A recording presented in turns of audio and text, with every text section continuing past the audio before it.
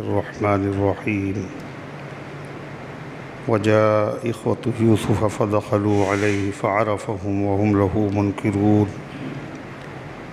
ولما جهزهم بجهازهم قال ائتوني بأخ لكم من أبيكم ألا ترون أني أوفي الكيل وأنا خير المنزلين فإن لم تأتوني به فلا كيل لكم عندي ولا تقربون قالوا سنراود عنه أباه وإنا لفاعلون قال لفتيانه اجعلوا بضاعتهم في رحالهم لعلهم يعرفونها إذا انقلبوا إلى أهلهم لعلهم يرجعون فلما رجعوا إلى أبيهم قالوا يا أبانا منع منا الكيل فأرسل معنا أخانا نقتل وإنا له لحافظون قال هل آمنكم عليه إلا كما أمنتكم على أخيه من قبل فالله خير حافظا وهو أرحم الراحمين ولما فتحوا متاعهم وجدوا بضاعتهم ردت إليهم قالوا يا أبانا ما نبغي هذه بضاعتنا ردت إلينا ونمير أهلنا ونحفظ أخانا ونزداد كيل بعير ذلك كيل يسير قال لن أرسله معكم حتى تؤتوني موثقا من الله لتأتونني به إلا أن يحاط بكم فلما آتوه موثقهم قال الله على ما نقول وكيل وقال يا بني لا تدخلوا من باب واحد وادخلوا من أبواب متفرقة وما أغني عنكم من الله من شيء إن الحكم إلا لله عليه توكلت وعليه فليتوكل المتوكلون ولما دخلوا من حيث أمرهم أبوهم ما كان يغني عنهم من الله من شيء إلا حاجة في نفس يعقوب قضاها وإنه لذو علم لما علمناه ولكن أكثر الناس لا يعلمون ولما دخلوا على يوسف آوى إليه أخاه قال إني أنا أخوك فلا تبتئس بما كانوا يعملون ولما جهزهم بجهازهم جعل السقاية في رحل أخيه ثم أذن مؤذن أيتها العير إنكم لسارقون قالوا وأقبلوا عليهم ماذا تفقدون قالوا نفقد صواع الملك ولمن جاء به حمل بعير وأنا به زعيم قالوا تالله لقد علمتم ما جئنا لنفسد في الأرض وما كنا سارقين قالوا فما جزاؤه إن كنتم كاذبين قالوا جزاؤه من وجد في رحله فهو جزاؤه كذلك نجزي الظالمين فبدا بأوعيتهم قبل وعاء أخيه ثم استخرجها من وعاء أخيه كذلك كدنا ليوسف ما كان ليأخذ أخاه في دين الملك إلا أن يشاء الله نرفع درجات من نشاء وفوق كل ذي علم عليم صدق اللہ العظیم. محترم حضرات، سامعین کرام، حاضرین مسجد، عزیزوں اور بزرگوں، یہ قرآن مقدس کے 13ویں پارے کی سورہ یوسف کی پاکیزہ، نورانی، مبارک، بعظمت مطہر آیتیں ہیں. دعا کیجئے اللہ تعالیٰ ان مقدس آیات کی روشنی میں صحیح اور سچی بات عرض کرنے کی توفیق نصیب فرمائے اور ہم سب کو عمل کرنے کی توفیق عطا فرمائے. حضرت یوسف علی نبینا علیہ الصلاۃ والتسلیم نے بادشاہ کو خواب کی تعبیر بتائی کہ 7 سال قحط پڑے گا. 7 سال خوب بارش ہوگی، پیداوار ہوگی، پھر 7 سال قحط پڑے گا. پھر اس کی تدبیر بتائی کہ 7 سال خوب پیدائش غلے کی پھلوں کی جائے،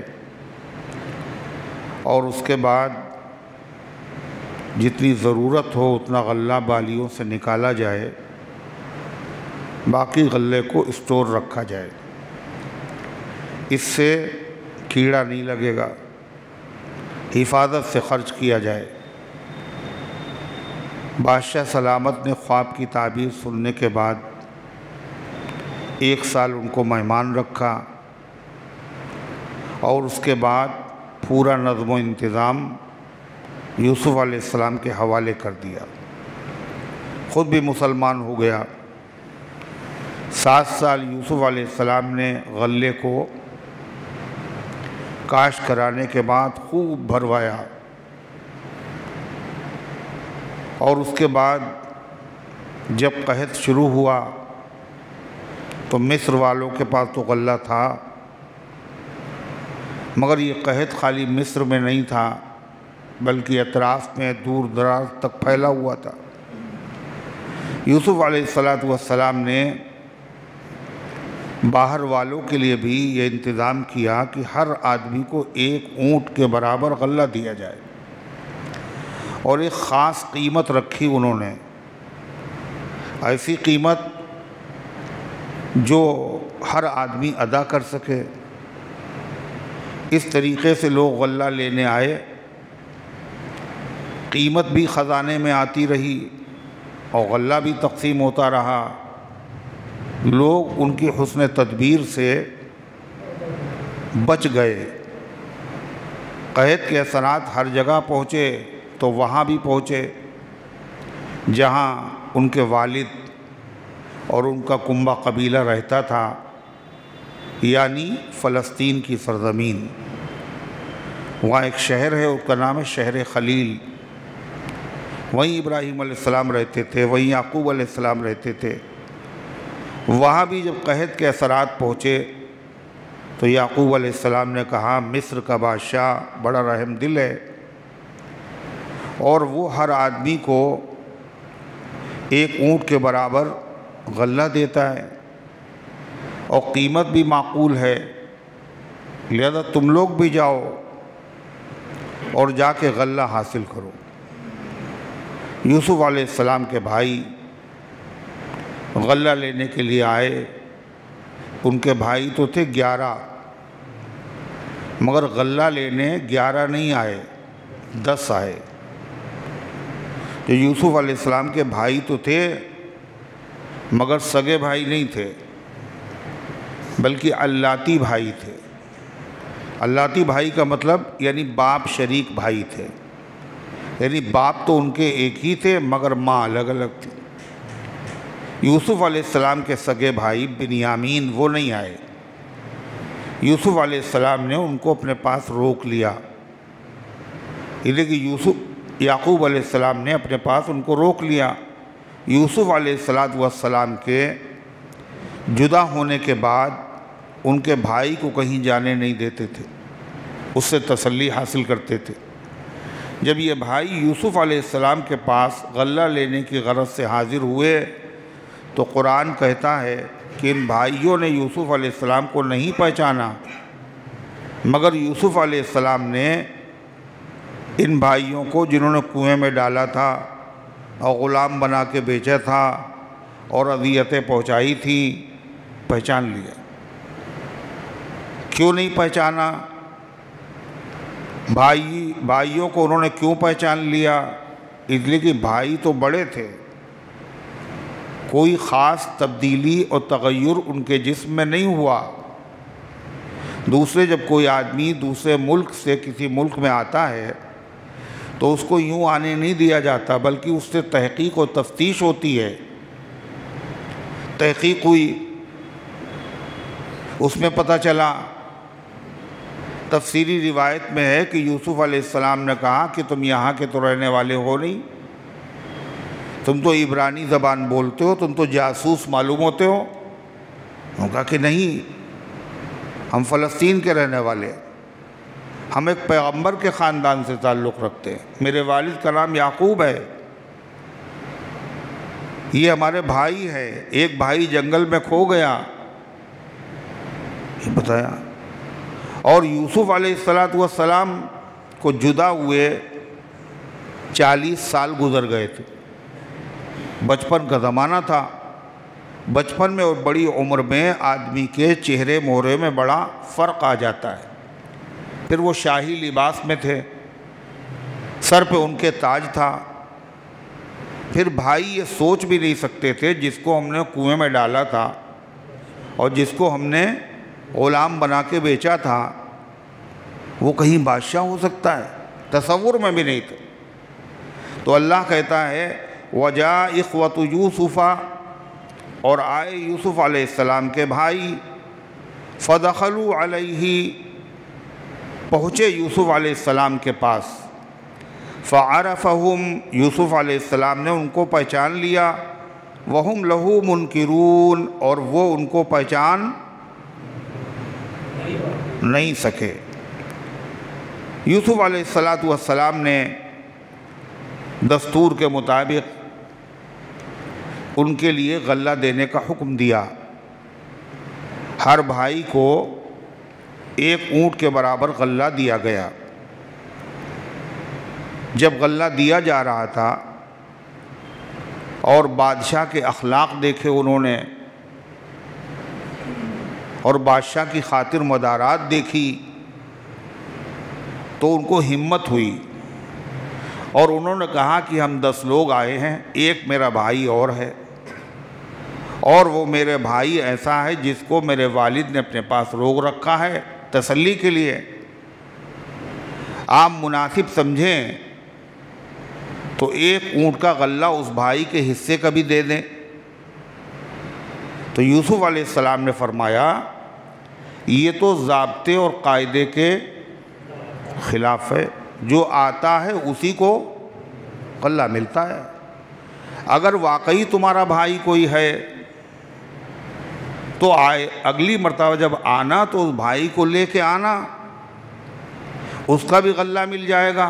اور تمہیں تو پتہ ہے ہم آنے والے مہمانوں کی بڑی قدر کرتے ہیں، خدمت کرتے ہیں، لہذا تمہیں اس میں تردد نہیں ہونا چاہیے۔ لیکن ایک بات یاد رکھو، اگر تم اس بھائی کو نہیں لائے تو اس کا صاف مطلب یہ ہوگا تم نے مجھ سے جھوٹ بولا ہے اور تم مجھے دھوکہ اور فریب دے کر 1 اونٹ کا غلہ زائد حاصل کرنا چاہتے ہو۔ لہذا اس کا نتیجہ یہ ہوگا کہ ہم اس بھائی کا غلہ تو کیا، وہ تو بھائی فریب ہے، لہذا ہم تمہیں بھی غلہ نہیں دیں گے۔ اگر نہیں لے کے آئے اس کا مطلب تم نے جھوٹ بولا تھا، فریب دیا تھا، لہذا تمہارے حصے کا بھی غلہ نہیں ملے گا، اس کی یہ سزا ہوگی، اور پھر ہمارے شہر میں قدم رکھنے کی کوشش بھی نہ کیجیے گا۔ یعنی وعدہ بھی کیا اور دھمکی بھی دی۔ وعدہ کیا کیا؟ اگر لاؤ گے تو اس کے حصے کا غلہ ہم دیں گے، یہ میرا وعدہ ہے، اور اگر نہیں لائے تو تمہارے حصے کا بھی غلہ نہیں ملے گا۔ کیوں؟ یہ فریب سمجھا جائے گا۔ اس کا مقصد بھی یہی تھا تاکہ اس بھائی کو وہ لے کر ضرور آئیں۔ قرآن کہتا ہے، سنیے، فَلَمَّا جَهَّزَهُمْ بِجَهَازِهِمْ، جب یوسف علیہ السلام نے ان کا سامان تیار کرا دیا اور غلہ لدوا دیا، قَالَ ائْتُونِي بِأَخٍ لَكُم مِّنْ أَبِيكُمْ، تو کہا کہ تم لانا میرے پاس اپنے بھائی کو جو باپ شریک ہے، یعنی بنیامین کو، جو سگا بھائی نہیں باپ شریک ہے، اس بھائی کو لے کے آنا۔ أَلَا تَرَوْنَ أَنِّي أُوفِي الْكَيْلَ، کہ تم نہیں دیکھتے ہو کہ میں بھرپور غلہ دیتا ہوں، غلہ دینے میں ہمارے وہاں کوئی کمی نہیں ہے۔ جب میں نے آپ کو دیا ہے، 10 کو دیا ہے، 11 ہوں گے تو 11 کو دیں گے۔ وَأَنَا خَيْرُ الْمُنزِلِينَ، اور میں بہترین مہمان نوازی کرنے والا ہوں، لہذا تم تو دیکھ چکے ہو، لہذا تمہیں بھائی کو لانے میں تردد اور اندیشہ نہیں ہونا چاہیے۔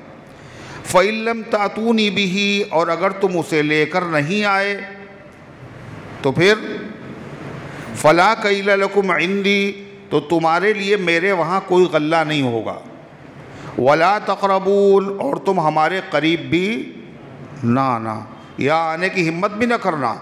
اس کا مطلب یہ ہے تم فریب دے کر، جھوٹ بول کر زائد غلہ حاصل کرنا چاہتے تھے۔ تو انہوں نے کہا والد صاحب چونکہ اس بھائی سے تسلی حاصل کرتے ہیں، اس کو اپنے سے جدا ہونے نہیں دیتے ہیں، لہذا ہم کوشش کریں گے، لانا تو مشکل ہے اس بھائی کو، لیکن ہم کوشش کریں گے، اپنے والد کو کسی تدبیر سے راضی کریں گے، اور ہم اس بھائی کو لے کر کے حتی الامکان ہم آئیں گے، بھرپور کوشش کریں گے۔ اور اس کے بعد اس وعدہ کرنے کے بعد وہ بھائی غلہ لے کر کے چلے گئے۔ قرآن کہتا ہے قالوا سنراود عنہ اباہ، انہوں نے کہا ہم ان قریب اس کو حاصل کریں گے اپنے والد سے، یعنی اپنے باپ کو منا کر اس بھائی کو لے کر آپ کی خدمت میں حاضر ہوں گے کسی تدبیر سے۔ ہے تو مشکل، مگر باپ کو ضرورت بتا کر، حاجت بتا کر، حالات کا تقاضا بتا کر راضی کریں گے۔ وَإِنَّا لَفَاعِلُونَ، اور یہ کام ہمیں کرنا ہے، یعنی ہم اس میں کوئی کوتاہی نہیں کریں گے، بھرپور کوشش کریں گے۔ ہم اب کی مرتبہ جب آئیں تو پھر 10 نہیں بلکہ 11 لوگ آئے۔ یوسف علیہ السلام نے ایک تدبیر اور کی تھی تاکہ یہ بھائی دوبارہ پھر آئیں۔ جب غلہ ان کا لدوایا تو یوسف علیہ السلام نے اپنے کارندوں کو، محافظوں کو، غلہ لادنے والوں سے کہا جو انہوں نے رقم دی ہے، پیسہ دیا ہے، اس رقم کو بھی ان کے سامان میں چپکے سے رکھ دو، غلہ بھی دے دو، اور جو رقم لے کے آئے تھے غلہ خریدنے کے لیے، وہ رقم بھی ان کی چپکے سے ان کے سامان پہ رکھ دو، ان کو پتہ نہ چلے۔ جب یہ واپس جائیں گے تو دیکھیں گے اس میں تو رقم بھی واپس کر دی گئی، تو ان کو دوبارہ واپس آنے کی ترغیب ہوگی۔ یہ آئیں گے کہیں گے اتنا اچھا بادشاہ جس نے غلہ بھی دیا اور ہماری رقم بھی واپس کر دی، ایسے بادشاہ کے پاس تو ہمیں دوبارہ جانا چاہیے۔ یوسف علیہ السلام نے، علماء لکھتے ہیں، یا تو اس لیے رقم واپس کی تاکہ دوبارہ آئے، یا پھر وہ رقم اس لیے رکھوائی اس لیے کہ یہ لوگ تھے کون جن کو غلہ دیا یوسف علیہ السلام نے، جن کے ہاتھ غلہ بیچا، تھے کون؟ بھائی تھے، اور باپ کے لیے وہ غلہ لے کے جا رہے تھے۔ باپ اور بھائی کے ہاتھ غلہ فروخت کریں اور پیسے لے لے، یہ مروت کے خلاف تھا، اس لیے یوسف علیہ السلام نے وہ رقم واپس کر دی اور اتنا پیسہ بیت المال کے خزانے میں اپنی جیب سے جمع کرا دیا۔ پیسہ قاعدہ سب کے لیے ہے، مگر چونکہ یہ ہمارے بھائی ہیں، میرے والد کا مسئلہ ہے، اس لیے اتنی رقم اپنی جیب سے خزانے میں جمع کر دی۔ 2 مقصد ہوئے۔ تیسرا مقصد علماء نے لکھا اس میں حکمت یہ تھی کہ جب یہ لوگ جائیں گے تو ہو سکتا ہے قحط کا زمانہ ہے، اور قحط کے زمانے میں چیزیں جو ہوتی ہیں وہ بہت سستی ہو جاتی ہیں، مہنگی ہو جاتی ہیں، تو یہ جو قیمت غلے کے لیے لے کے آئے تھے، ہو سکتا ہے یہ قیمت بھی ان کے پاس ختم ہو جائے۔ جب ختم ہو جائے گی تو یہاں تو قیمت سے غلہ ملتا ہے، یہ غریب ہو سکتا ہے دوبارہ آنے کی ہمت ہی نہ کرے۔ چوتھی وجہ اور علماء نے لکھی کہ اگر ہم یہ رقم واپس کر دیں گے تو میرے والد عام آدمی نہیں ہیں، کیا ہیں وہ؟ نبی ہیں۔ وہ کہیں گے شاہی خزانے کی یہ امانت ہے، یہ میرے گھر پہ کیسے آ گئی، لہذا جاؤ اس کو واپس کر کے آؤ۔ اللہ تعالیٰ فرماتا ہے قال لفتیانہ جعلوا بضاعتہم، کہا یوسف علیہ السلام نے اپنے خادموں سے کہ رکھ دو ان کی پونجی، ان کی قیمت، ان کا پیسہ، فی رحالہم، ان کے سامان میں۔ کیوں رکھ دو؟ لعلہم یعرفونہا، شاید کہ یہ اس کو پہچانیں۔ کب؟ ابھی تو فی الحال ان کو پتہ نہیں چلے گا، امید ہے یہ اس کو پہچانیں گے۔ کب؟ اذا انقلبوا الی اہلہم، جب یہ واپس جائیں گے اپنے گھر والوں کے پاس، جب سامان کھولیں گے، غلہ نکالیں گے تو دیکھیں گے اس میں رقم رکھی ہوئی ہے۔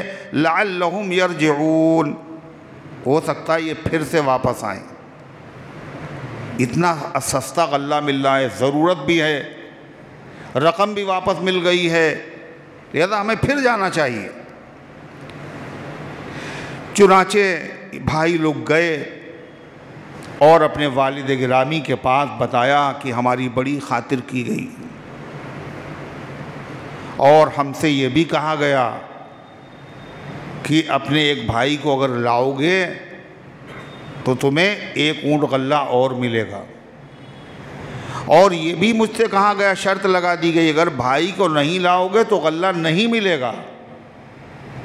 اس لیے گزارش یہ ہے کہ بنیامین کو بھی اس مرتبہ غلہ لینے کے لیے بھیج دیجئے، اور تردد نہ کیجئے، آپ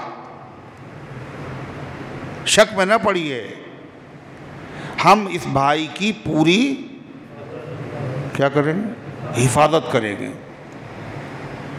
تو یعقوب علیہ السلام کے سامنے جب یہ بات کہی تو یعقوب علیہ السلام نے کہا یہ تو تم نے اس وقت بھی کہا تھا جب تم یوسف کو لے کے گئے تھے، ہم بھرپور حفاظت کریں گے۔ یہ وہی جملہ ہے، کیا ہم تمہارے اوپر ویسے بھروسہ کریں جیسے یوسف میں بھروسہ کیا تھا اور غچہ کھایا تھا، اور یوسف کی جدائی مجھے آج تک برداشت کرنا پڑ رہی ہے؟ مطلب یہ ہے تم بھروسے کے لائق تو نہیں ہو، لیکن وقت کا تقاضا ہے، بھوک مری کا زمانہ ہے، غلہ گھر پہ ہے ہی نہیں، جان کا بچانا ہر ایمان والے پر فرض ہے۔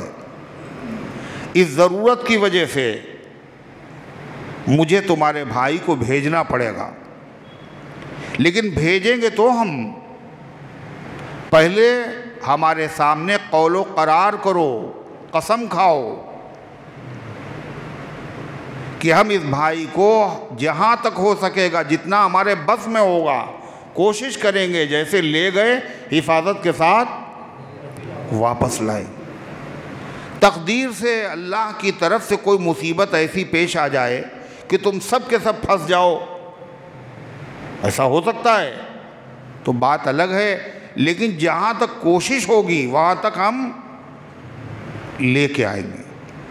اور وعدہ بھی لیا اور پھر یہ بھی کہا دیکھو اللہ تعالیٰ حاضر و ناظر ہے، وعدہ کر رہے ہو اور اللہ گواہ ہے، جب اللہ گواہ ہے تو اگر تم نے وعدہ خلافی کی تو جب اللہ گواہ ہے تو اللہ ہی تمہیں سزا بھی دے گا۔ سنیے قرآن کیا کہتا ہے، فَلَمَّا رَجَعُوا إِلَىٰ أَبِيهِمْ، جب یہ واپس پہنچے اپنے والد کے پاس غلہ لے کر، قَالُوا يَا أَبَانَا مُنِعَ مِنَّا الْكَيْلُ، عرض کیا ہے ہمارے ابا جان ہم سے غلہ روک دیا گیا اور شرط لگا دی گئی کہ بنیامین کو لاؤ گے تو غلہ ہم سے روک دیا گیا۔ فارسل معنا اخانا نقتل، آپ بھیج دیئے ہمارے ساتھ ہمارے بھائی کو نقتل، تاکہ ہم غلہ لائیں۔ وَإِنَّا لَهُ لَحَافِظُونَ، اور ہم اس کی بھرپور حفاظت کریں گے، آپ سے وعدہ کر رہے ہیں۔ قال هل آمنکم علیہ، کہا یعقوب علیہ السلام نے کہ ہم تمہاری اس بات پر بھروسہ کر لیں، الا کما امنتکم علی اخی، جیسا کہ میں نے تمہاری بات پر بھروسہ کیا تھا اس سے پہلے علی اخی، اس کے بھائی کے بارے میں، یعنی جملہ وہی ہے فَاللَّهُ خَيْرٌ حَافِظًا وَهُوَ أَرْحَمُ الرَّاحِمِينَ، جانا ضروری ہے، اس لیے ہم اللہ کی حفاظت پہ دیتے ہیں، اور اللہ تعالیٰ سے زیادہ اچھی حفاظت کرنے والا کوئی نہیں۔ فَاللَّهُ خَيْرٌ حَافِظًا، اللہ بہترین حفاظت کرنے والا ہے، وَهُوَ أَرْحَمُ الرَّاحِمِينَ، وہ تمام مہربانوں سے بڑا مہربان ہے۔ لہذا ہمیں امید ہے یوسف کی جدائی کے بعد، کیا امید ہے؟ یوسف کی جدائی کے بعد اللہ دوسری مصیبت میں مجھے مبتلا نہیں کرے گا، وہ ارحم الراحمین۔ فلما فتحوا، یہ بات ہو گئی، باپ سے بات چیت ہو گئی، بات چیت کے بعد اب ان لوگوں نے اپنے بیگ، اپنے تھیلے، اپنا سامان کھولا۔ جب کھولا تو ان کو حیرت کی انتہا نہ رہی کہ اس کے اندر سامان میں کیا ہے، وہ ساری کی ساری رقم موجود ہے، رقم موجود ہے پوری، جو پیسہ لے کے گئے تھے۔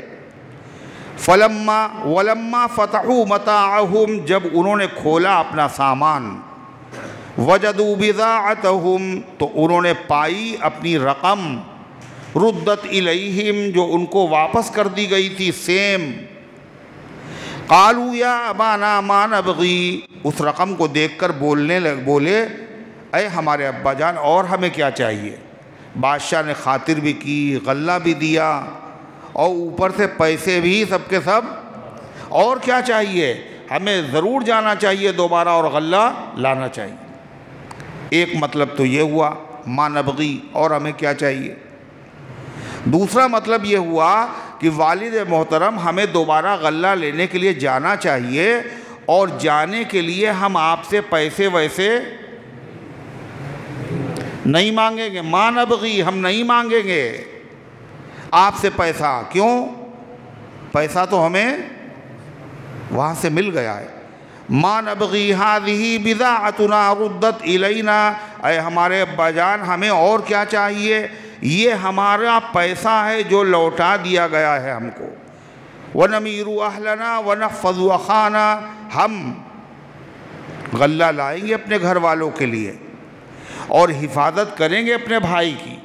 وَنَزْدَادُ كَيْلَ بَعِيرٍ، اور ایک اونٹ سے کے برابر غلہ آپ کی مرتبہ ہم کم لائیں گے۔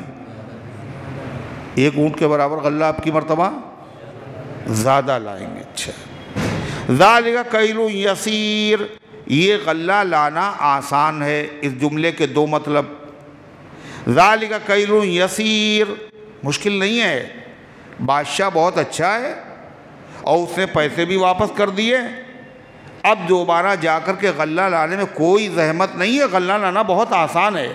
دوسرا مطلب ذَلِكَ كَيْلٌ يَسِيرٌ، یسیر کے معنی آسان کے بھی ہوتے ہیں، اور یسیر کے معنی قلیل، قلیل معنی تھوڑا۔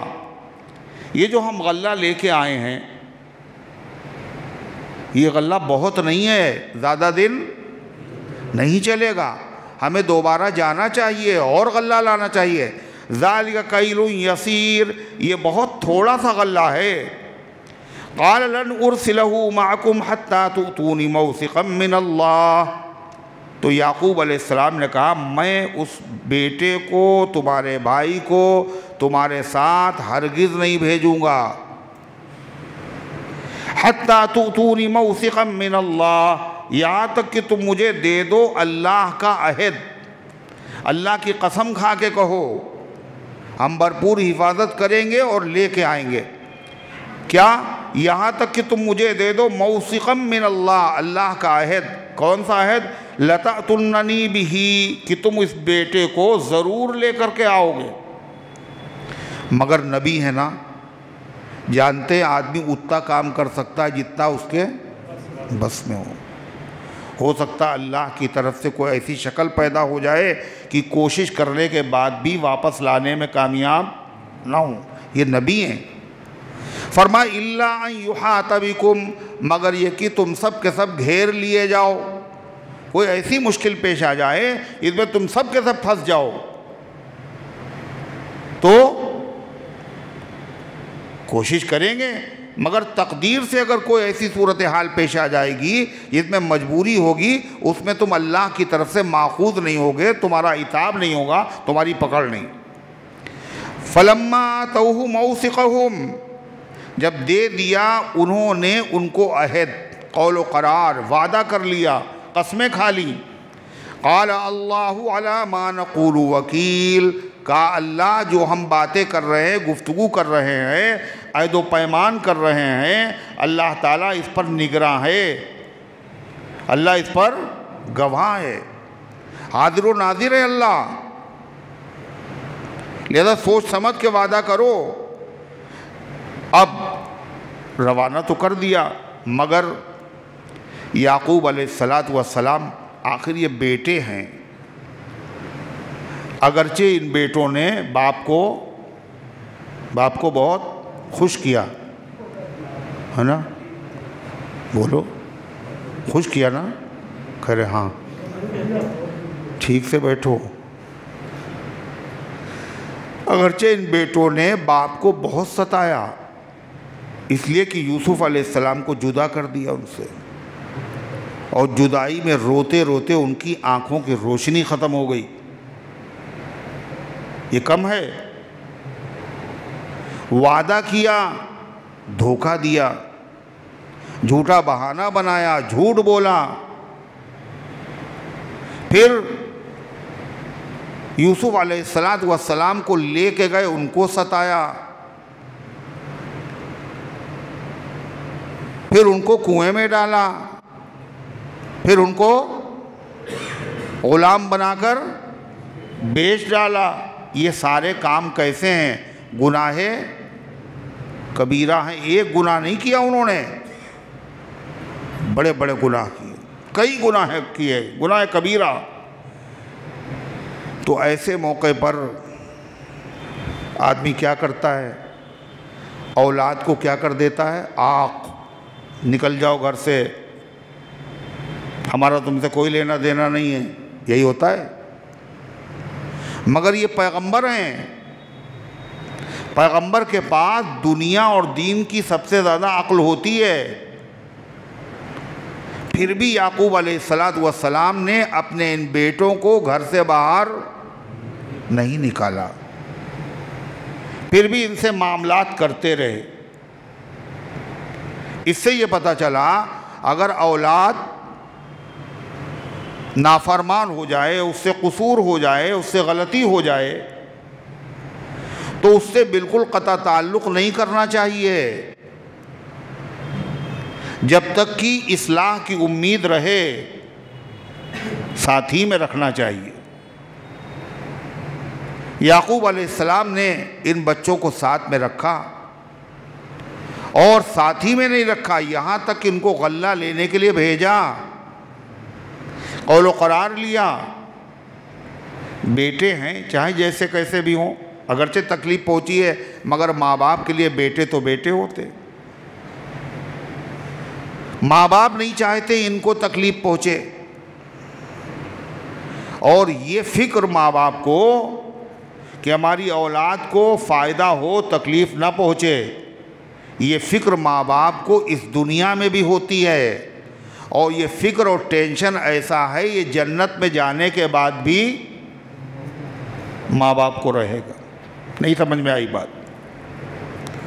دنیا تو ماں باپ کو دنیا میں تو فکر رہتی ہے میری اولاد پھلے پھولے، اگرچہ اس نے نقصان پہنچایا ہے مگر اس کو نقصان نہ پہنچے. یہ ماں باپ کی بے غرض محبت ہے. اور اس کے بعد جب جنت میں پہنچ جائیں گے وہاں بھی یہی فکر ہوگی.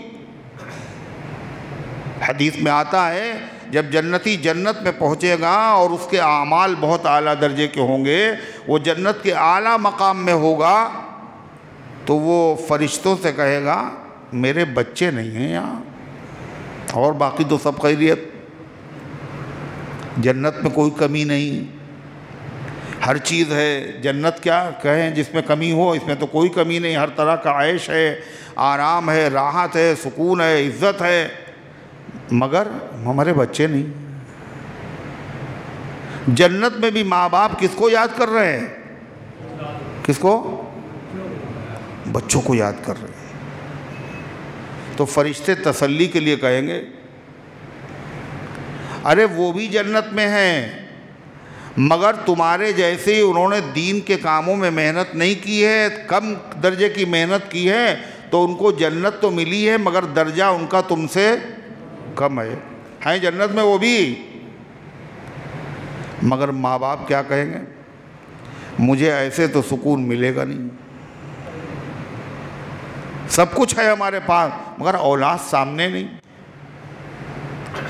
آج کل کے ماں باپ کی محبت ایسی ہے، اولاد سامنے ہو یا نہ ہو پیسہ بھیجتی رہے۔ آج کل ماں باپ کی محبت ایسی ہو گئی، خود غرضی اتنی ہو گئی۔ اب وہ لڑکی کی شادی سعودی عرب میں کام کر رہا ہے بیچارہ، کر رہا ہے، بیٹی کی شادی تڑپ رہا ہے گھر پہ آنے کے لیے، یہاں سے پیغام بھیجا جا رہا ہے آنے کی ضرورت نہیں ہے، شادی ہو جائے گی، پیسے کی ضرورت ہے وہ بھیجو۔ یہ حقیقت ہے، سچائی ہے، یہ واقعہ لکھنؤ کا ہے، نہ صرف لکھنؤ کا ہے بلکہ اسی محلے کا ہے۔ آگے نہ پوچھئے گا کس کے گھر کا ہے۔ یہ ایک واقعہ ایسے نہ معلوم کتنے محلوں کے واقعات ہوں گے، مگر یہ جنتی لوگ جنت پہ جانے کے بعد بھی بے چین اولاد کا ہیں۔ بتا دیا کہ اس کا درجہ نہیں تھا عمل کا، یہ اس لیے ان کو یہ اس کلاس کی جنت نہیں ملی ہے، تو وہ کیا کہیں گے؟ یہ نیک کام جو ہم نے کیے تھے خالی اپنے لیے نہیں کیے تھے، اپنی اولاد کے لیے کیے تھے۔ تو اللہ تعالیٰ فرمائے گا اچھا اگرچہ ان کی اولاد کے عمل ایسے نہیں ہیں، بھائی ان کی اولاد کو بھی انہی کے برابر والی جنت میں پہنچا دو۔ یہ ہے ماں باپ کی محبت۔ تو یہ ہر ماں باپ میں محبت ہوتی ہے، اور نبی ماں باپ اگر ہو جائیں تو ان میں تو ہوگی نہیں ہے، ان کو خالی اللہ اللہ کرے بس وہی بزرگی ہے، نہ اولاد کی فکر ہو اور نہ بیوی بچوں کی فکر ہو۔ لوگ یہی سمجھتے ہیں ارے ان کو کیا، یہ تو اللہ والے آدمی، ان کو کیا دنیا سے مطلب۔ یہ لوگوں کا میزان ہے، لوگوں کا ایک انداز ہے سوچنے کا۔ کیوں صاحب؟ جو انبیاء ہوتے ہیں اور جو اولیاء اللہ ہوتے ہیں وہ انسان نہیں رہتے ہیں کیا؟ یہ تو انسانی فطرت ہے، انسانیت کا تقاضا ہے۔ اگر آپ باپ ہیں تو باپ کے اندر یہ بات ہونا چاہیے، ماں ہے تو ماں کے اندر یہ چیز ہونا چاہیے، چاہے وہ ولی بن جائے، چاہے وہ نبی ہو، انسان تو ہے۔ نبی انسان ہی تو ہوتے ہیں، نبی کو بھوک نہیں لگتی، نبی کو پیاس نہیں لگتی، نبی کو بخار نہیں آتا، نبی کے خون نہیں بہتا، ہوتا ہے سب۔ قرآن نے جو کہا ہے، ہم نے آپ کہہ دیے انما انا بشر مثلکم، آپ کہہ دیے میں انسان ہوں تمہیں جیسا، اس کا یہی مطلب ہے۔ تمہیں جیسے کا مطلب جو انسانی تقاضے تمہارے اندر پائے جاتے ہیں وہ سارے انسانی تقاضے میرے اندر ہیں۔ یہ مطلب نہیں تمہیں جیسا کا، یہ مطلب نہیں ہے جاہل سے جاہل آدمی جس نے کبھی بھی کالج کا مدرسے کا رخ نہ کیا ہو، کبھی دیکھا نہ ہو، وہ بھی یہ نہیں سمجھ سکتا کہ اللہ کے نبی کا درجہ اور میرا درجہ برابر کوئی سوچ سکتا ہے؟ مگر یہ جتنے بریلوی ہیں یہ سب کے سب اسی غلط فہمی میں مبتلا ہیں، بدگمانی میں مبتلا ہیں کہ یہ دیوبندی لوگ کہتے ہیں کہ نبی جو ہے انسان ہے اور ہم ہی جیسے۔ یہ دیوبندی تھوڑی کہتے ہیں، یہ قرآن کہتا ہے، یہ اللہ کے نبی کہتے ہیں۔ یہ اللہ کے نبی کہتے ہیں، اور یہ خود سے نہیں کہتے بلکہ اللہ نبی سے کہلواتا۔ قل مانے کہیے، کیا کہیے؟ انما انا بشر مثلکم، میں انسان ہوں تمہیں جیسا، مگر تمہیں جیسے کا مطلب انسانی تقاضوں میں تم جیسا، آگے فرق ہے۔ الا ان یوحی الی، مگر فرق ہم میں اور تم میں یہ ہے، انسان تم بھی ہو ہم بھی ہیں، مگر میرے اوپر وحی آتی ہے، یہ فرق ہے۔ اور آپ انسان ضرور ہیں، انسانی تقاضے ہیں، مگر انسانوں میں بھی آپ کیا ہیں؟ سب سے افضل و بے مثل ہیں۔ ہو کہ وہ مثل بشر بھی تو ہیں، بے مثل بشر ہو کہ وہ مثل بشر، مثل بشر کا مطلب انا بشر مثلکم، میں بشر ہوں، انسان ہوں تمہیں جیسا، ہو کہ وہ مثل بشر بھی تو ہیں بے مثل بشر، مثل بشر ہونے کے باوجود تمام انسانوں میں ان کی کوئی مثال نہیں ہے، ایسا انسان سنا ہوگا نہ دیکھا ہوگا۔ اور یہ ہو سکتا ہے کہ ایک چیز جو ہے وہ ہو ہمیں میں سے، مگر ہم میں اور اس میں بہت بڑا فرق ہو، نہیں ہوتا ہے؟ جیسے اسلم، جیسے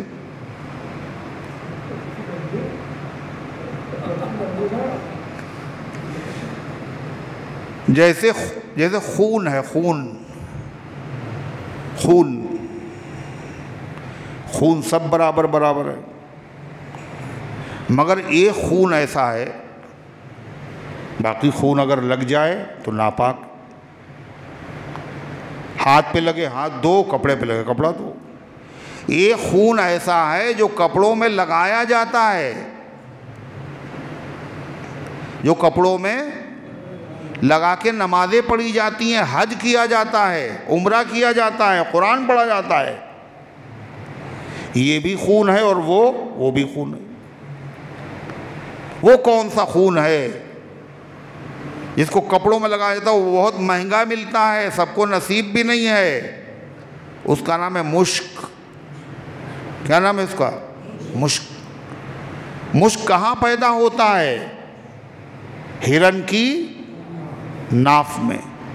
وہ کیا ہوتا ہے؟ خون ہوتا ہے، وہی خون جم جاتا ہے، اس میں اتنی غضب کی خوشبو پیدا ہو جاتی ہے کہ جب وہ خوشبو پیدا ہوتی تو ہرن جو ہے وہ بھاگا پھرتا ہے خوشبو کی وجہ سے، کہاں سے آ رہی؟ اسی کے پاس سے آ رہی۔ خون ہے اور بھی خون ہے، وہ بھی خون ہے، مگر کتنا بڑا فرق ہے۔ سیم ایک جیسی چیز ہے مگر اثرات میں فرق ہے۔ آپ بتائیے، یہ جو کوا جو اڑتا ہے، یہ کہاں اڑتا ہے؟ زمین پہ نا؟ کہاں اڑتا ہے؟ ارے کہاں اڑتا ہے؟ کہاں اڑتا ہے؟ ہوا میں، فضا میں۔ اور جو باز ہوتا ہے، شکرا، شاہین، یہ کہاں اڑتا ہے؟ یہ آسمان میں، عرش پہ، یہ بھی اسی میں اڑتا ہے، فضا میں اڑتا ہے۔ اسی ہوا میں یہ بھی اڑتا ہے، اسی ہوا میں وہ بھی اڑتا ہے، مگر دونوں کی پرواز میں بہت بڑا فرق ہے۔ پرواز ہے دونوں کی اسی ایک فضا میں، پرواز ہے دونوں کی اسی ایک فضا میں۔ شاہی کا جہاں اور ہے، کرگس کا جہاں اور۔ کرگس کہتے ہیں گدھ کو، گدھ بھی تو اڑتا ہے ہوائی جہاز کی طرح، مردے کھاتا ہے، مگر وہ نیچے نیچے اڑتا ہے، بھاری جسم۔ اور شاہین جو شکار کرتا ہے دوسرے پرندوں کا، وہ بہت فضا میں بڑی بلندی پہ اڑتا ہے۔ فضا ایک ہے مگر اڑنے میں فرق۔ اس سے زیادہ اور مثال سمجھیے، اذان میں کیا کہا جاتا ہے؟ اذان کہاں سے شروع ہوتی ہے؟ اللہ اکبر۔ اور جب میدان جنگ ہوتا ہے، میدان جنگ برپا ہوتا ہے، جنگ ہوتی ہے، سر و تن کے فیصلے ہوتے ہیں تلواریں چمکتی ہیں، تو وہاں جو نعرہ لگتا ہے وہ نعرہ کون سا لگتا ہے؟ نعرہ حیدری۔ کون سا لگتا ہے؟ یا غوث، یا غوث، یا رسول اللہ، ہیں کرے لبیک اللہم لبیک۔ میدان جنگ میں لبیک اللہم لبیک کہا جاتا ہے۔ اب پھر وہی بات ہے، ہم تو جنگ کی بات کر رہے ہیں، آپ پتہ نہیں کہاں ہیں، کہاں میدان جنگ میں بدر سے لے کر کے کربلا تک، اور کربلا سے لے کے آج تک ساری دنیا کی جتنی بھی اسلامی جنگیں ہیں ان میں جو نعرہ لگایا گیا وہ حیدری نہیں تھا، وہ رسالت نہیں تھا، وہ نعرہ غوثیہ نہیں تھا، وہ ایک ہی نعرہ تھا، نعرہ تکبیر۔ اور اسی نعرے کے لگانے کا حکم اللہ نے قرآن میں اپنے نبی کو دیا ہے۔ قرآن کریم کا 29واں پارہ سورہ مدثر، اللہ کہتا وَرَبَّكَ فَكَبِّرْ، اپنے رب کی کبریائی بیان کیجئے، یعنی اللہ اکبر کہیے۔ تو اللہ اکبر سے اذان شروع ہوتی ہے۔ اللہ اکبر مجاہد بھی کہتا ہے، دونوں کا لفظ ایک ہے اور دونوں کے معنی بھی ایک ہیں۔ اللہ اکبر کے معنی اللہ بڑا، مؤذن کہے جب بھی اور مجاہد کہے جب بھی، مگر فرق دیکھیے آپ، مؤذن جب اذان کہتا ہے تو مسجد کی دکان میں بیٹھا ہوا کرایہ دار دکاندار بھی سودا بیچتا رہتا، مسجد میں نہیں آتا۔ اور مجاہد جب کہتا ہے اللہ اکبر تو قلعے کی دیواریں گر جاتی ہیں اور کافروں کے دل دہل جاتے ہیں، اور یہاں تک کہ کفر دھل جاتا ہے اور آدمی نعرہ تکبیر کی برکت سے اسلام میں داخل ہو جاتا ہے۔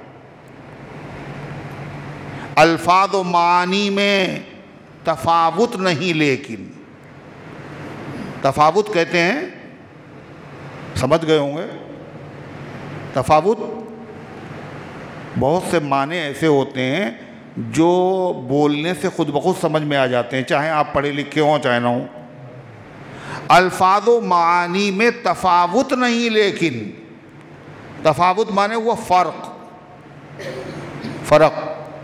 الفاظ و معانی میں تفاوت، کوئی فرق نہیں ہے، الفاظ و معانی میں تفاوت نہیں، لیکن ملا کی اذان اور مجاہد کی اذان اور۔ ملا یعنی مؤذن، وہ اذان میں وہی کہہ رہا اللہ اکبر، اور مجاہد میدان کاردار میں اللہ اکبر کہہ رہا ہے، مگر الفاظ بھی وہی، معنی بھی وہی، مگر فرق ہے۔ تو میں عرض یہ کر رہا تھا کہ نبی کے اندر بھی یہ چیز ہوتی ہے۔ یعقوب علیہ السلام ہے، بیٹے ہیں، تو بیٹے چاہے برے بھی کسی کے ہوں، مگر اپنے بیٹے ہیں نا، درد ان کا ہوتا ہے۔ باپ اگر اپنے بیٹے کو خود برا کہے، چاہے جتنا کہہ لے، کوئی مسئلہ نہیں، مگر اس کے بیٹے کو جب اسی کے سامنے کوئی دوسرا برا کہتا ہے تو اس کو بہت اچھا لگتا ہے۔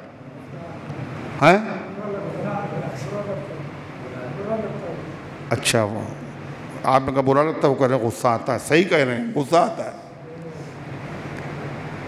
ہے نا۔ تو یعقوب علیہ السلام کے یہ بیٹے ضرور تھے، مگر انہوں نے یہ بھی کیا، یہ بھی کیا، یہ بھی کیا، مگر باپ کی محبت دیکھیے۔ کہنے لگے جا تو رہے ہو تم مصر غلہ لینے کے لیے، پہلی مرتبہ جب تم گئے تھے تو تمہیں کوئی پہچانتا بھی نہیں تھا، جب پہلی مرتبہ گئے تھے نا 10 بھائی، کوئی پہچانتا بھی نہیں تھا، مگر بادشاہ نے جو تمہاری خاطر مدارات کی ہے اس کی وجہ سے مصر کے لوگوں کی نگاہوں میں تم آ گئے ہو۔ اور پھر نبی کے بیٹے اور یوسف علیہ السلام کے بھائی، سب قد و قامت بھی بڑے اچھے اور چہرہ مہرہ بھی بہت اچھا، اور سب ایک باپ کی اولاد۔ یہ جب ایک طرف سے ایک ساتھ جب نکلیں گے تو لوگوں کی نگاہیں اٹھیں گی، ہو سکتا ہے کسی کی نظر لگ جائے۔ یوسف علیہ السلام کے باپ کو اس کی فکر ہے میرے ان بیٹوں کو نظر نہ لگ جائے۔ نظر لگنے سے کیا ہوتا ہے؟ نظر کا لگ جانا برحق ان العین حق، اتنی تاثیر نظر میں ہوتی ہے کہ پتھر پہ پڑے تو پتھر ٹکڑے ہو جائے، اور ایسا ہے، حقیقت ہے۔ حدیث میں آتا ہے یہ نظر آدمی کو، یعنی بری نظر آدمی کو کیا کرتی ہے؟ اونٹ کو دیگ میں پہنچا دیتی ہے اور آدمی کو قبر میں پہنچا دیتی ہے۔ اونٹ کو آدمی نے بری نظر سے دیکھا، وہ تڑپا، اونٹ کے مالک نے کہا اب تو گیا یہ کسی کام سے، چلو جلدی سے سلہ پھیر دو، اور اس کے بعد پکڑا ہے وہ۔ اور آدمی وہ تڑپ رہا، اس کو تو ذبح کیا نہیں جائے گا، اس کو کیا کیا گیا بھائی؟ بیچارہ مر گیا، بہت دوا کی، علاج کیا، کسی طرح فائدہ نہیں ہوا، آخر میں دفنا ہی دیا جاتا ہے۔ یہ نظر کی تاثیر ہے، حضور انور صلی اللہ علیہ وسلم نے بیان فرمائی۔ عرب میں ایک آدمی تھا تو وہ نظر لگانے میں بڑا ماہر تھا، اس کے بارے میں مشہور تھا کہ اس کو اگر بند کر دیا جائے اور بھوکا رکھا جائے 3 دن، پھر نکالا جائے اور جس چیز کو وہ نظر بھر کے دیکھ لے اس کی خیریت نہیں، مشہور تھا۔ مکے کے لوگوں نے اللہ کے نبی صلی اللہ علیہ وسلم سے دشمنی کی اور تکلیفیں پہنچائیں، اور جتنی تکلیفیں پہنچا سکتے سب دیکھ لی، سب کر کے دیکھ لی، مگر کوئی فرق نہیں پڑا۔ اپنی کلاه کج ہے اسی باغپن کے ساتھ، سر پر ہوائے ظلم چلے 100 جتن کے ساتھ، اپنی کلاه کج ہے اسی باغپن کے ساتھ۔ یعنی اللہ کے نبی صلی اللہ تعالیٰ علیہ وسلم کو سزا کوئی فرق پڑا نہیں، تو انہوں نے سوچا چلو یہ بھی ایک ترکیب کر کے دیکھے، اس سے نہیں ہوا، اس سے نہیں ہوا، اس سے نہیں ہوا، چلو نظر لگا دی جائے آپ کو۔ اس آدمی کو بلایا گیا اور باقاعدہ حضور صلی اللہ علیہ وسلم کو نظر لگانے کے لیے بلایا گیا۔ جب نظر لگانے کے لیے اس کو بلایا گیا اور جب وہ کھولا گیا اور نکلا تو اللہ کے نبی نے کہا لا حول ولا قوت الا باللہ، کوئی اثر نہ ہوا۔ قرآن نے ذکر کیا وَإِن يَكَادُ الَّذِينَ كَفَرُوا لَيُزْلِقُونَكَ بِأَبْصَارِهِمْ لَمَّا سَمِعُوا الذِّكْرَ وَيَقُولُونَ إِنَّهُ لَمَجْنُونَ۔ یہ کافر لگتا ہے نگاہوں سے آپ کو گرا دیں گے، جب قرآن کو سنتے ہیں اور ان کی نہیں چلتی تو ایسی تیز نگاہوں سے دیکھتے ہیں جیسے کھا جائیں گے، اور کہتے ہیں مجنون ہے یہ۔ علماء نے لکھا کہ یہ آیت کریمہ جس آدمی کو نظر لگی ہو اس پہ پڑھ کے دم کر دی جائے تو لگی ہوئی نظر سے بھی کی برائی سے، اثرات سے وہ آدمی کیا ہوتا ہے؟ بچ جاتا ہے، نظر اتر جاتی ہے۔ کاہے سے؟ وہ ادھر دیکھے جا رہے ہیں، پتہ نہیں کس کو دیکھے، کہاں نظر لگ رہی ہے آپ کی؟ آپ کی نظر کس پہ ہے؟ نہیں ہے تو ہم آپ کو دیکھ رہے ہیں، میری نظر آپ پہ ہے، آپ کیمرے کی نظر میں ہیں، مسلسل کہیں دیکھے جا رہے ہیں، بتائیے آپ، اور نظری کا ذکر چل رہا ہے، اللہ نے کس کو نظر لگا رہے؟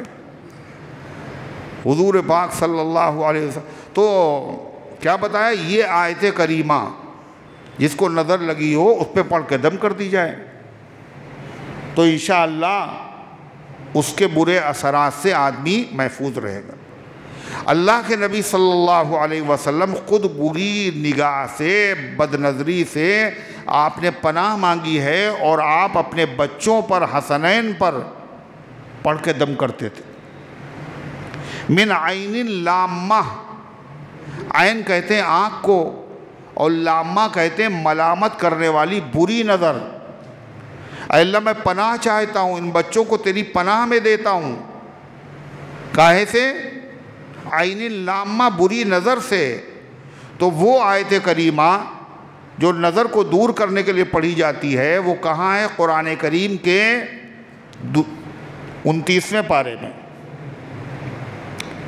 پارہ 29، اور دوسری سورت یعنی سورہ قلم 29ویں پارے کی پہلی سورت ہے تبارک الذی، سورہ ملک، اور دوسری ہے سورہ قلم، نون والقلم وما یسطرون۔ اس سورت کی آخری جو آیت ہے سب سے، وہ کون سی ہے؟ وَإِن يَكَادُ الَّذِينَ كَفَرُوا لَيُزْلِقُونَكُمْ بِأَبْصَارِهِمْ لَمَّا سَمِعُوا الذِّكْرَ وَيَقُولُونَ إِنَّهُ لَمَجْنُونٌ۔ یہ آیت کریمہ پڑھ کر کے دم کر دی جائے تو کیا ہوتا ہے؟ نظر سے حفاظت ہوتی ہے۔ ابراہیم علیہ السلام بھی حضرت اسماعیل اور اسحاق علیہ السلام پر یہ دعا پڑھ کے دم کرتے تھے۔ اللہ کے نبی علیہ السلام حضرت حسن و حسین پہ پڑھ کے دم کرتے تھے، اور ہمارے وہاں عورتیں کیا کرتی ہیں؟ ان کو دم کرنا تو آتا نہیں، نہ مرد جیسی اماں ویسے ابا، نہ ان کو پتہ نہ ان کو پتہ۔ وہی لوگ کیا کرتے ہیں؟ ہاں، مرچے انہوں نے اتارے اور اس کے بعد جلا دیا آگ میں، اور سارے لوگ پریشان، سب کھانس رہے ہیں، چھینکیں آ رہی ہیں۔ اور کیا کیا؟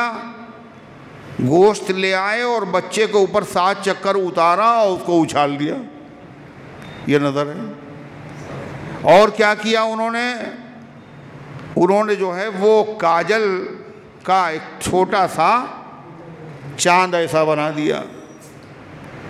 یہ سب کیا ہے؟ نظر سے بچانے کی چیزیں۔ ان میں طاقت ہے بھلا؟ نظر میں اتنی تاثیر کہ آدمی مر جائے اور پتھر شق ہو جائے اور اونٹ دیگچی میں پہنچ جائے، اور آپ کوئلے سے اس کو ختم کرنا چاہتے ہیں، اور آپ کائے سے، مرچے سے ختم کرنا چاہتے ہیں۔ کسی چیز کو زائل کرنے کے لیے جو چیز ہونا چاہیے اس میں اس سے زیادہ پاور ہو، اور دنیا کی تمام چیزوں میں سب سے زیادہ پاور کس چیز میں ہے؟ اللہ کے کلام میں ہے۔ اس میں کتنا پاور ہے؟ خود جس کے پاس جو سپر پاور ہے یعنی اللہ، اس نے خود اس کا پاور بتایا ہے قرآن میں۔ کیا کہا؟ لو انزلنا هذا القرآن على جبل لرأيته خاشعا متصدعا من خشية اللہ۔ اگر ہم اس کو پہاڑ پہ نازل کر دیتے، اس کو سمجھ دے دیتے، تو مارے خوف کہ وہ ریزہ ریزہ ہو جاتا، پاش پاش ہو جاتا۔ انسان اس سے مضبوط تھوڑی ہے، اس کی نظر میں اس سے زیادہ تاثیر تھوڑی ہوگی جو قرآن میں تاثیر ہے۔ تو غرضے کی نظر کا لگ جانا برحق ہے، اور نظر جو لگتی ہے ضروری نہیں کسی دوسرے کی نظر لگے، آدمی کو خود اپنی نظر بھی لگ جاتی۔ تم دیکھتے ہو آئینہ، لگتا ہے ڈر مجھے، لگ جائے خود تمہیں کو تمہاری نظر کہیں، ہو سکتا ہے تمہیں کو تمہاری نظر لگ جائے۔ اور ماں باپ کو اپنے بچے سب سے خراب لگتے ہیں، چاہے وہ بالکل کالے کلوٹے ہوں، بہت اچھے لگتے ہیں۔ تو ماں باپ کی نظر بھی لگ جاتی ہے، اور عام لوگوں کی نظر کے کیا کہنے، مگر اللہ اکبر کیا شریعت ہے۔ ایک طرف تاثیر نظر میں اتنی ہے، ایک طرف کسی کی بھی نظر لگ سکتی ہے، دوسری طرف نظر لگ جائے تو کیا کریں، اور نظر نہ لگے، نظر لگے ہی نہ، اس کے لیے کیا کریں۔ اللہ کے نبی صلی اللہ علیہ وسلم نے دیکھا ایک صحابی تھے سہل ابن حنیف، بڑا خوبصورت جسم، بڑا گورا چٹا، اور وہ نہا رہے تھے اور سطر ڈھکا ہوا، باقی جسم کھلا ہوا۔ کسی نے کہا کیا عمدہ جسم ہے۔ جس نے کہا وہ بھی پتا تھا کون تھا، وہ بھی صحابی، اور جن کے لگی نظر وہ بھی صحابی جو نہا رہے تھے۔ عامر ابن ربیعہ کہنے والے تھے، اور جن کا جسم تھا وہ سہل ابن حنیف تھے۔ اب جو اسے ہی انہوں نے کہا جو ان کو بخار آیا ہے، اس نے ان کو توڑ کے رکھ دیا۔ اللہ کے نبی صلی اللہ علیہ وسلم کو بتایا گیا، آپ نے فرمایا کیا ہو گیا تم لوگوں کو، اپنے بھائی کو قتل کرنا چاہتے ہو؟ اگر تم میں سے کسی کو کوئی چیز اچھی لگے تو کیا کرے وہ؟ اس کے لیے برکت کی دعا دے، اللہ برکت عطا فرمائے۔ ماشاء اللہ ماشاء اللہ کہہ لو بھائی، کچھ خرچ ہوگا اس میں ماشاء اللہ کہنے میں، برکت ہی ہوگی، حفاظت ہو جائے گی۔ کہلیں ہمارا بیٹا ہو تو ہم کہہ دیں ماشاء اللہ، وہ تو دوسرے کا ہے۔ ارے دوسرے کا بھلا چاہو گے تو تمہارا بھلا ہوگا۔ یہ دین بڑا عجیب ہے، یہ دین خیر خواہی کے لیے ہے۔ کنتم خیر امت اخرجت للناس، تم بہترین امت اور لوگوں کو فائدہ پہنچانے کے لیے پیدا کیے گئے ہو۔ خیر الناس من ينفع الناس، تم میں کا بہترین آدمی وہ ہے جس سے سب سے زیادہ لوگوں کو فائدہ پہنچے۔ مگر آپ سوچ رہے ہیں ہمارے گھر کا اجالا پڑوسی کے گھر میں نہ جائے، ہمارے عطر کی خوشبو کوئی سونگھنے نہ پائے، یہ کیا ہے؟ سمجھ لیجئے پھر اللہ تعالیٰ دینا بھی جانتا ہے اور چھیننا بھی جانتا ہے۔ نبی پاک صلی اللہ علیہ وسلم نے اپنی رشتے کی سالی، حضور صلی اللہ علیہ وسلم کی سالی، اور سالی کسے کہتے ہیں؟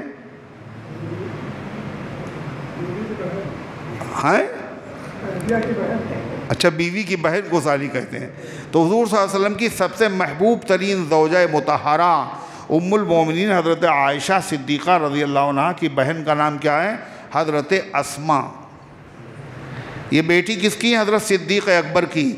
بیٹی تو ہیں حضرت صدیق اکبر کی دونوں، مگر باپ دونوں کے ایک ہیں، مگر ماں الگ الگ ہے۔ جیسے یوسف علیہ السلام اور بنیامین ماں بھی ایک ہیں اور باپ بھی ایک ہیں، اور باقی جو ان کے بھائی 10 تھے ان کی ماں الگ الگ ہیں اور باپ ایک ہیں۔ اللاتی بھائی ہیں، باپ شریک بھائی، ایسے وہ کیا ہیں؟ اللاتی بہن، باپ شریک بہن، باپ ایک ہے ماں الگ الگ۔ تو آپ نے فرمایا یا اسماء، اے اسماء اللہ کے راستے میں خرچ کیا کرو، اور فرمایا لا تحسی فیحسی اللہ، اور گن گن کے نہ دیا کرو ورنہ اللہ میاں بھی گننا شروع کر دیں گے۔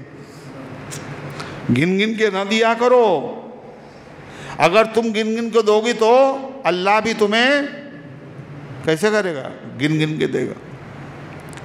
اور فرمایا بچا بچا کے نہ رکھو، اللہ بھی پھر تم سے بچائے گا، نوازنے میں کمی کر دے گا۔ تو اگر دوسروں کو بھلا چاہو گے تو اللہ تمہارا بھلا چاہے گا۔ کیا حدیث میں آتا ہے؟ انما ترزقون وتنصرون بضعفائکم، تمہیں جو رزق دیا جاتا ہے، تمہارا جو پرموشن ہو جاتا ہے، تم کو جو تنخواہ تمہاری جو بڑھ جاتی ہے، جو تمہارا کاروبار چمک جاتا ہے، تم کیا سمجھ رہے ہو؟ تم اللہ کو بہت اچھے لگتے ہو، تم بڑے خوبصورت ہو، یہ کاروبار میں ترقی کہاں سے آئی؟ انما ترزقون، تمہیں روزی دی جاتی ہے، وتنصرون، تمہاری مدد کی جاتی ہے، بضعفائکم، تم میں جو کمزور لوگ ہیں، جن کی تم پرورش کرتے ہو، جن کی تم دیکھ ریکھ کرتے ہو، جن کو تم دوا دلا دیتے ہو، جن پہ تم ترس کھا جاتے ہو، جن کی تم مدد کر دیتے ہو، اللہ کو یہ بہت پسند ہے، اس لیے اللہ تمہاری مدد کرتا ہے۔ صاف اعلان ہے، ارحموا من فی الارض یرحمکم من فی السماء، زمین والوں پہ رحم کرو، آسمان والا تمہارے اوپر رحم کرے گا۔ کرو مہربانی تم اہل زمین پر، خدا مہرباں ہوگا عرش بری پر۔ تو اپنی اولاد کو دیکھو یا کسی کی اولاد کو دیکھو یا کسی اچھی چیز کو دیکھو تو کتنے پیسے خرچ ہو جائیں گے، اللہ کا ذکر تمہاری زبان سے نکلے گا، اللہ کا نام تمہاری زبان سے نکلے گا، کیا کہنا چاہیے؟ ماشاء اللہ، ماشاء اللہ، بارک اللہ، اللہ برکت عطا فرمائے، اللہ برکت عطا فرمائے۔ حضرت سعد ابن ربیع انصاری صحابی ہیں، عبد الرحمن ابن عوف مہاجر ہیں، دونوں میں بھائی چارہ حضور نے کرا دیا۔ تو سعد ابن ربیع نے کہا حضرت عبد الرحمن ابن عوف سے کہ تم میرے بھائیو ہر چیز آدھی ہے آج سے، یہ بھی آدھا، یہ بھی باغ آدھا، اور کاروبار آدھا، اور جو ہے یہ آدھا اور وہ آدھا، اور بیوی جو میری ہے اس کو دیکھ لیجئے ہم طلاق دے دیں ایک بیوی کو، دو میں سے جو پسند ہو۔ تو عبد الرحمن بن عوف نے کہا بارک اللہ، اللہ آپ کو برکت دے، اس کی ضرورت نہیں ہے، آپ مجھے بازار کا راستہ بتا دیجئے بس۔ بازار کا راستہ بتایا، جا کے انہوں نے کاروبار کیا، اللہ نے اس میں برکت دے دی، ایسی برکت دی کہ باقاعدہ 100 بدری صحابہ موجود تھے، وصیت کی میرے مال میں سے اولاد و وارثوں کے علاوہ ہر بدری صحابی کو 100 دینار دیے جائیں۔ دینار سونے کا سکہ ہوتا ہے، 100 روپے پڑے۔ اور نبی کی بیویوں کے لیے ایک باغ وقف کیا جو 60,000 کا بیچا گیا، اس سے نبی کی بیویوں کے خرچے چلیں گے۔ اللہ کے نبی نے کہا حضرت عبد الرحمن ابن عوف یہ جنت میں اچھلتے کودتے داخل ہوں گے۔ جیسے بچوں کی جب چھٹی، جب بچے جاتے ہیں اسکول تو ان کے جانے کا اسٹائل اور ہوتا ہے، اور جب چھٹی ہوتی ہے تو آنے کا انداز اور ہوتا ہے، جائے تو مرجھائے ہوئے ہیں، مرحبا چھٹی کی گھنٹی مرحبا، اور کس قدر مرغوب ہے تیری صدا۔ آواز بڑی اچھی لگتی چھٹی کی جو گھنٹی بجتی ہے۔ ہم نے اکثر مختلف باجے سنے، اور تیرا سر وہ ہے کہ دنیا سر دھنے۔ صبح کی گھنٹی بھی بجتی ہے، مگر مجھے اس کی ادا پسند نہیں ہے، وہ مجھے گھر سے بلاتی ہے اور تم مجھے چھٹی دلاتی ہو، تو یہ معاملہ ہے، اچھلتے کودتے چلے جا رہے، یہ کیا ہے؟ تو حضرت یعقوب علیہ السلام اپنے وہ بیٹے جنہوں نے ستایا، یوسف کو جدا کیا، ان کو الگ نہیں کیا، اب ان کو بھیج رہے ہیں مصر میں، تو کیا کریں کہیں نظر نہ لگ جائے، اس لیے تدبیر کی۔ اور کیا کہا سنیے، قال یا بنی لا تدخلوا من باب واحد، کہا اے میرے بیٹو داخل نہ ہونا مصر میں ایک دروازے سے۔ ایک باپ کے اتنے خوبصورت بیٹے ایک ساتھ، بادشاہ کی جن پہ مہربانی، نظر بھی لگ سکتی ہے اور لوگ حسد بھی کر سکتے ہیں۔ وادخلوا من ابواب متفرقہ، اور داخل ہونا الگ الگ دروازوں سے۔ مگر پیغمبر ہے نا، کہہ رہے تدبیر ہم یہ بتا رہے ہیں تمہیں، مگر جہاں تقدیر ہوتی ہے وہاں تدبیر چلتی نہیں ہے۔ چلتا کیا ہے؟ اللہ کا حکم چلتا ہے۔ کیا کہا؟ ما اغنی عنکم من اللہ من شیء، میں تمہیں نہیں بچا سکتا ہوں اللہ کی طرف سے پیش آنے والی کسی چیز سے۔ یہ تدبیر میں بتا رہا ہوں، پھر بھی اگر تقدیر میں کچھ لکھا ہوگا تو وہ تو پیش آ کے رہے گا۔ میری تدبیر ہے، تدبیر اس لیے کر رہا ہوں، تدبیر کرنے کا بھی اللہ کا حکم ہے، لیکن بھروسہ تدبیر پر نہیں کرنا چاہیے۔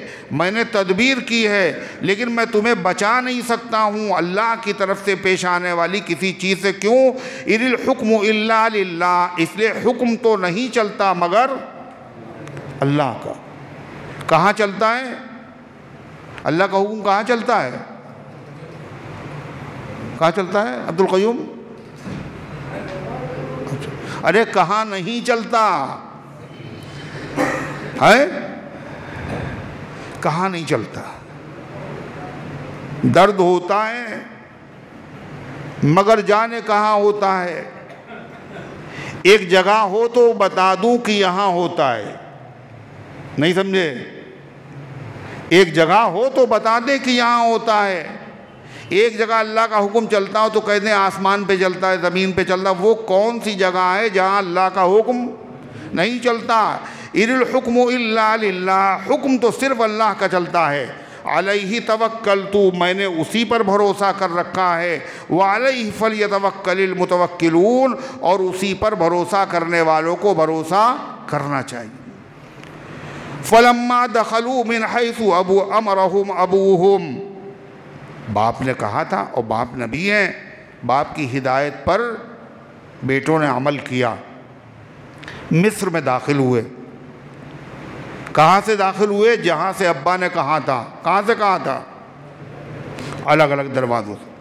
وَلَمَّا دَخَلُوا مِنْ حَيْثُ أَمَرَهُمْ، جب وہ داخل ہوئے جہاں سے حکم دیا تھا ان کو، ابوہم ان کے باپ نے، مَا كَانَ يُغْنِي عَنْهُمْ مِنَ اللَّهِ مِنْ شَيْءٍ، یہ جو حکم دیا تھا یعقوب علیہ السلام نے، اس حکم کے ذریعے سے وہ اللہ کے تقدیری فیصلے سے بچا نہیں سکتے تھے۔ خود کہہ دیا انہوں نے میں بچا نہیں سکتا ہوں۔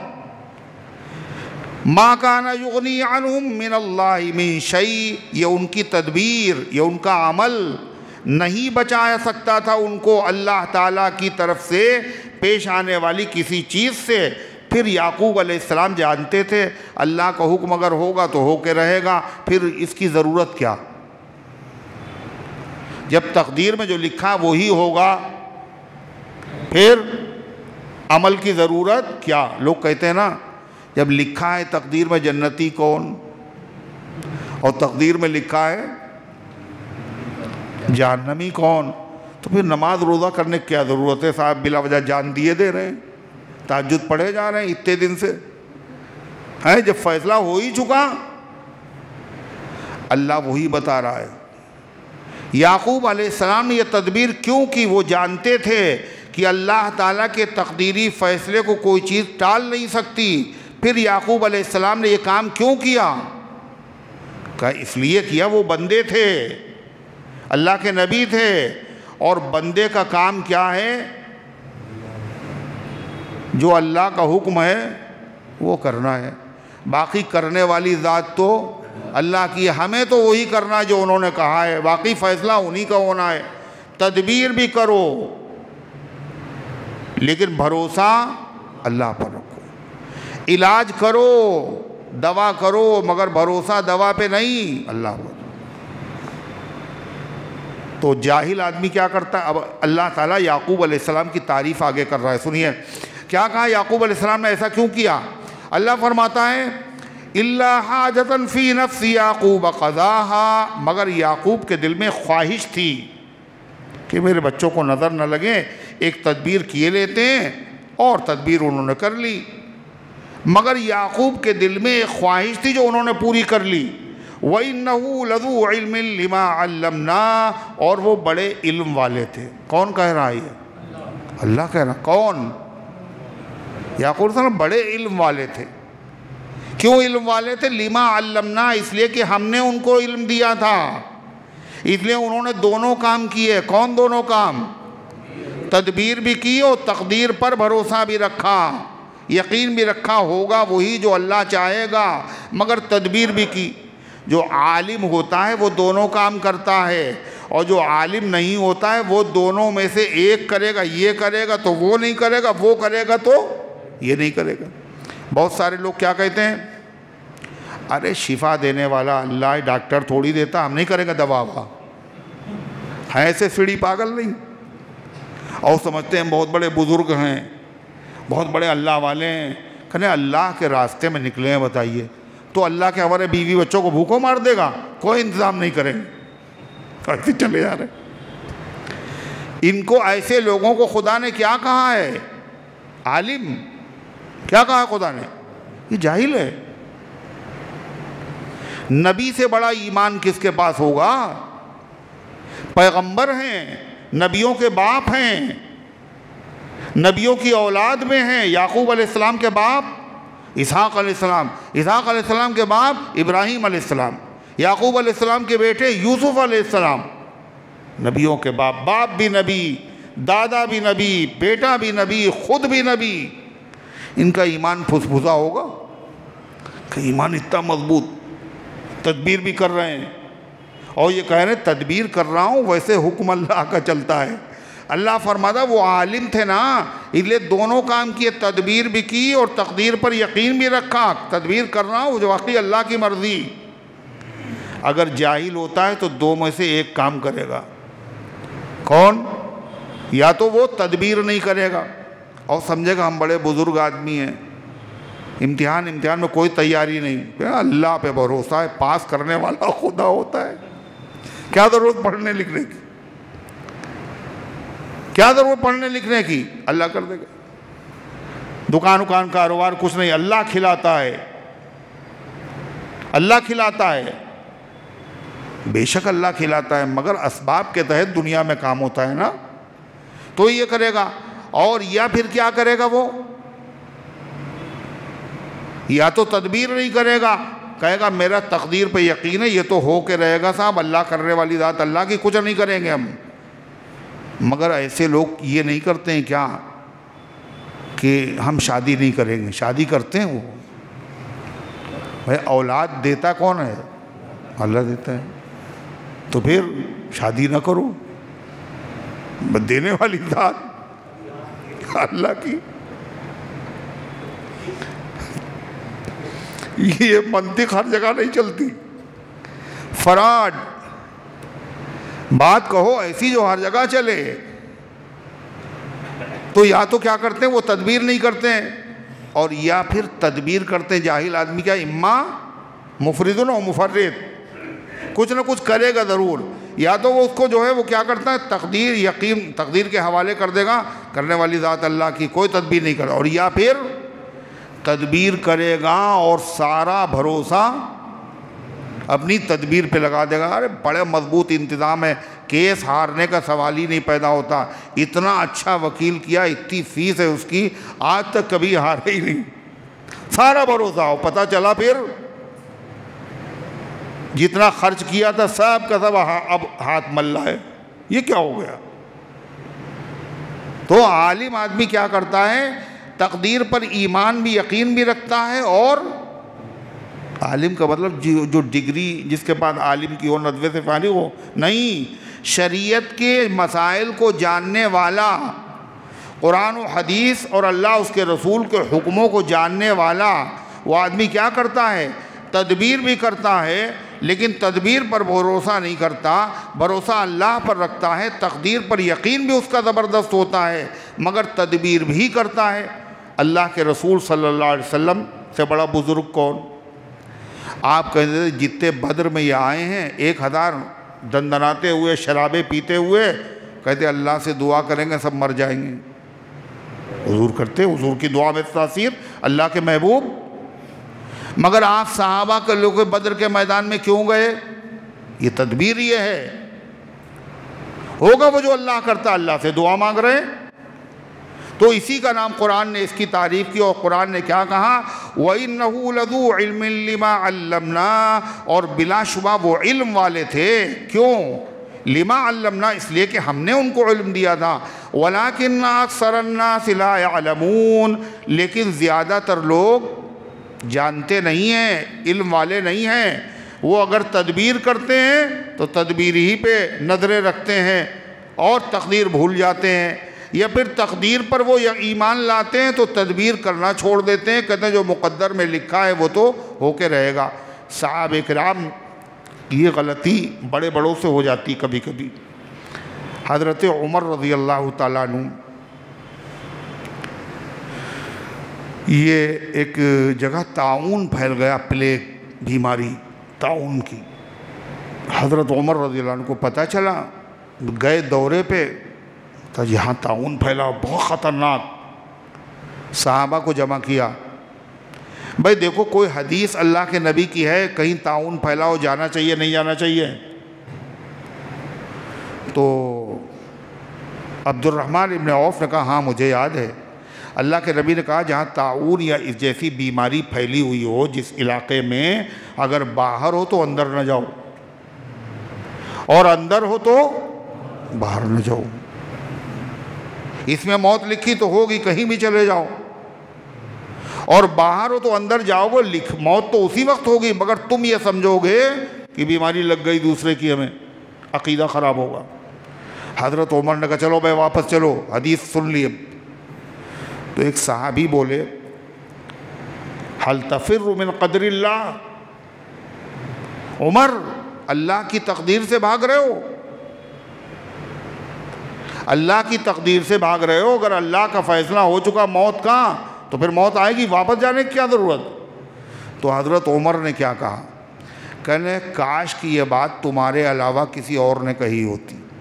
اس لیے وہ صحابی جو کہنے والے تھے وہ معمولی نہیں تھے، بڑے درجے کے صحابی، عشرہ مبشرہ میں سے ہیں، اور اتنے بڑے آدمی تھے وہ صحابی، اتنے بڑے آدمی ہیں۔ حضرت عمر رضی اللہ عنہ نے کہا کہ اگر وہ زندہ ہوتے تو میں یہ کمیٹی نہیں بناتا، ان میں سے خلیفہ منتخب کر لو، ان میں سے منتخب کر لو، اس کو منتخب کرنا، یہ 6 آدمی کی جو کمیٹی بنائی ہے، اگر وہ زندہ ہوتے تو میں انہی کو بنا دیتا خلیفہ۔ امین الامت حضرت ابو عبیدہ رضی اللہ عنہ، آپ تقدیر سے بھاگ رہے ہیں، جو مقدر میں لکھا ہو۔ حضرت عمر نے کیا جواب دیا؟ نعم نفر من قدر اللہ الى قدر اللہ، ہم اللہ کے ایک فیصلے سے دوسرے فیصلے کی طرف جا رہے ہیں، یہ بھی تقدیر ہے، وہ بھی تقدیر ہے۔ دوا کرنا بھی تقدیر میں لکھا ہوا ہے، دوا اس لیے کر رہے ہیں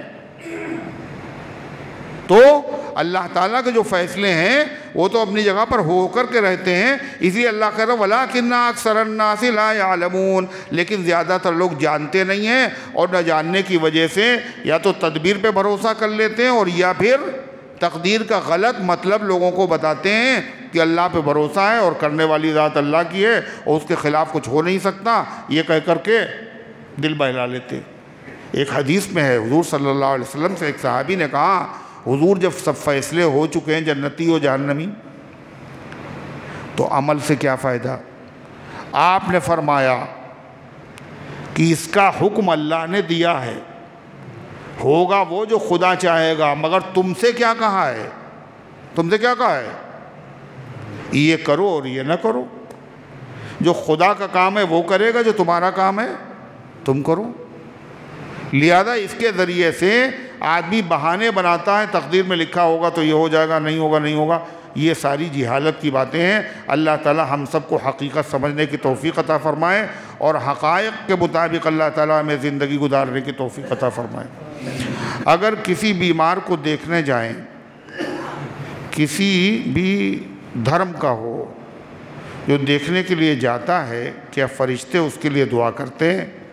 فرشتے دعا کرتے ہیں ایمان والے آدمی کی عیادت کے لیے، لیکن عیادت کا حکم جو ہے وہ کس کے لیے ہے؟ سب کے لیے ہے، مسلمان ہو یا غیر مسلم ہو، یہودی ہو یا عیسائی ہو۔ خود نبی کریم صلی اللہ علیہ وسلم مشرکوں کی عیادت کے لیے گئے، یہودیوں کی عیادت کے لیے گئے۔ یہ عمل سنت ہے، اور سنت پر عمل کرنے سے کیا ہوتا ہے؟ فائدہ ہوتا نہیں ہوتا ہے یا نقصان ہوتا ہے؟ کیوں ایسی باتیں کرتے ہو بھائی؟ ہر سنت پر عمل کرنے سے 100 شہیدوں کا ثواب نہیں ملتا ہے۔